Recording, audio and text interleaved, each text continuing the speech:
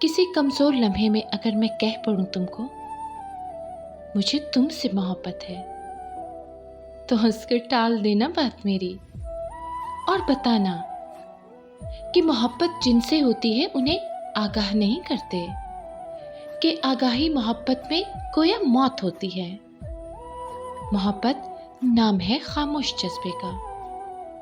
अगर बतलाओगे महबूब को चाहत के बारे में, तो वो तुमसे दूर जाएगा और तुमको छोड़ जाएगा। वो तुमको खास से यकदम ही बिल्कुल आम कर देगा और तुमको इश्क के बाजार में बेदाम कर देगा। सो ए हमदम, लगाओ दिल को तुम 100 बार, लेकिन ध्यान ये रखना, तुम्हारे दिल में जो ठहरे उसे ये मत बताना वो तुम्हारे दिल का बाजी है। उसे ये मत बताना कि बगैर उसके उदासी है।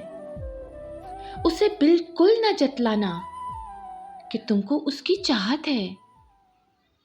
उसे बिल्कुल ना बतलाना कि तुम्हें उससे मोहब्बत है।